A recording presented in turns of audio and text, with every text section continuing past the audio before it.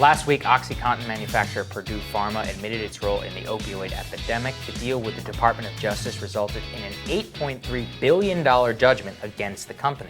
Journalist and author of Dopesick, Dealers, Doctors, and the Drug Company That Addicted America, Beth Macy has been following the investigation, following this addiction crisis for years now, and she joins us now to discuss. It's so great to have you back, Beth. Great to see you. Thanks for having me. Sure. First of all, let me just say that anyone who really wants to understand this problem, where it came from, who the villains are, and who the heroes were as well, should really read your book. I cannot recommend it highly enough. Beth, let me just get your reaction to this newly announced settlement from the DOJ. Well, I'll tell you, when it came down, my phone started blowing up, and I was in a syringe exchange in Greensboro, North Carolina, working with people who try to help drug users access clean needles and treatment, and they were very cynical about it. They've seen basically no leadership out of the Trump administration, no coordinated leadership to contain the opioid crisis, and in COVID, it's just getting worse, as you probably know. A lot of communities are reporting 30% more overdoses, and a lot of the families who have lost sons and daughters point to the timing as just being really political, so that Trump's DOJ can help him declare a political win 2 weeks before the election. They don't really think justice is served. And as many people have said, until they lose their wealth, until they go to jail, that does not equal 450,000 lives lost to the opioid crisis. Yeah. And Beth, maybe could you underscore, because for a lot of people were like, wow, they're really paying a price, $8.3 billion. Maybe lay out how much money they made on the front end and how little this actually compares to so much of their conduct over the last 2 decades. Yeah, that's right. So the Sackler family has made, the owners of Purdue Pharma have made more than $13 billion from OxyContin. That's what we know of. I know there's investigators trying to chase down where some of that money resides in offshore accounts. But a lot of money was made on this product. In 2007, they pled guilty to criminal misbranding. They paid a $634 million fine, but nobody went to jail.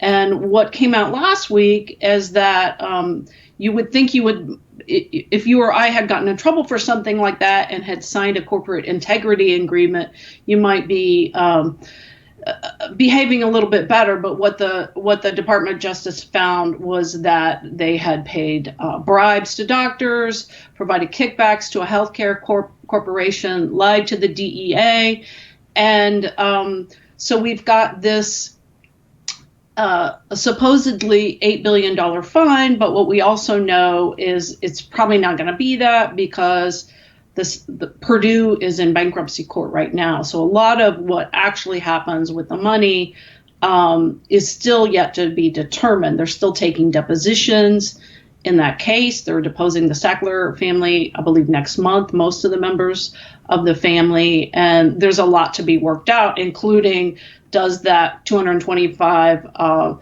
million that was assessed to the Sacklers, does that come from Purdue or does that come from them? And there was a hearing I sat in on yesterday. So it's also an outrageous example of 2 tiers of justice. I mean, if you're a low-level drug dealer, they will build the prison on top of you. And yet, for this family that's been complicit in the deaths of hundreds of thousands of Americans and addicting many, many more, there's ultimately no accountability in that regard.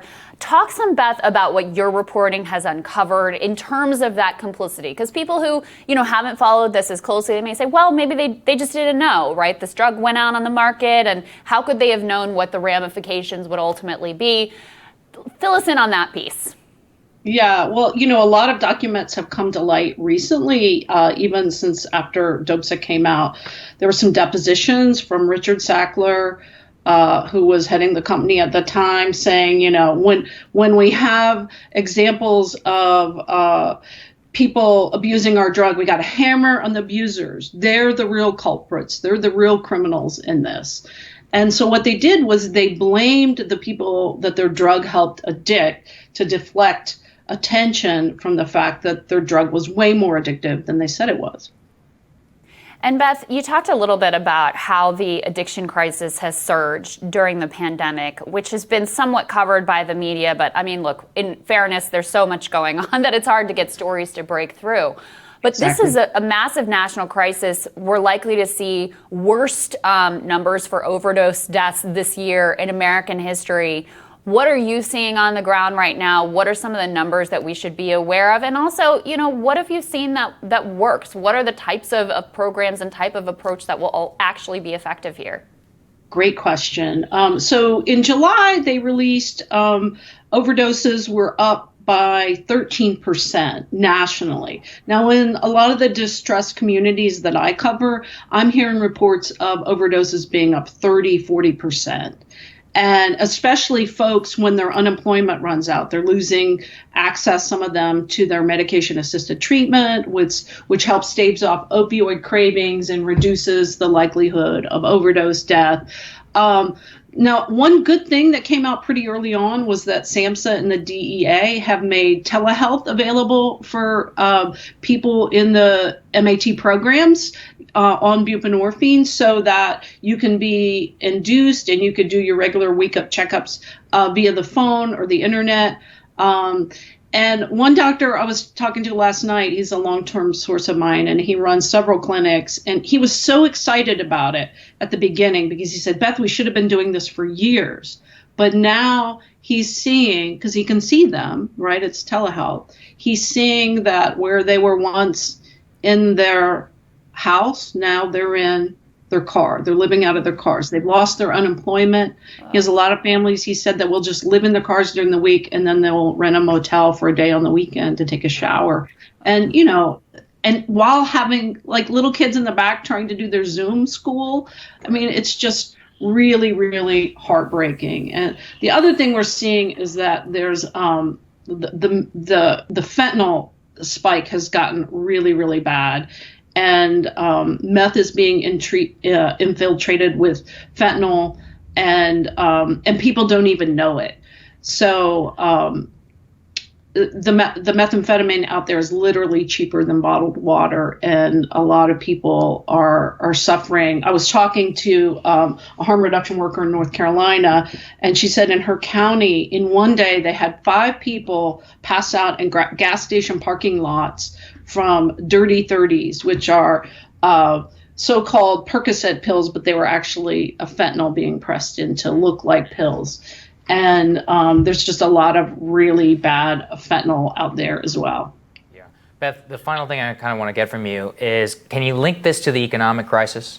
Because you were talking there about, in terms of the crisis and so much that we have around here, it's not just the people are being locked in their houses and, unable to communicate with loved ones or support networks. It's also that many of the things that kept them going and in order to fund so much of their livelihood has been taken away from them, and that also contributes to addiction. Could you just outline that for us? Absolutely. I mean, one thing, and I heard this from a harm reduction worker in West Virginia. She said, neighbors used to look out for each other, but too often now we're turning on each other. We're blaming the drug user. We're blaming many of them homeless and not addicted to services instead of the people that caused this, which were the lying pharmaceutical executives, and as well as the CEOs that closed the factories to start with, and the governments that did nothing in response. A lot of this began. It was a twin epidemic of job losses when the textile mills and the furniture plants closed at the same time OxyContin was coming out, and it was really a recipe for social disaster. We still only have about a third of the people in the United States who graduate from college, and we need to do something to help folks in these communities. Beth, so well said. People definitely need to check out your book, Dopesick. Also, remind me the name of the book that you wrote on the textile industry. That one's fabulous. Is what, Furniture Maker? Thank you. It's called Factory Man. It's about the furniture industry and one man's effort to sort of go up against globalization. Well, I can't recommend, both of them highly enough. It's so great to have you, Beth. Thank you so much for your work on this. Thanks, Beth. Thank you so much. Thanks for having me back. Of course. Next on Rising, award-winning filmmaker Michael Moore. He's going to share his thoughts on what may unfold come Election Day. That's when Rising continues.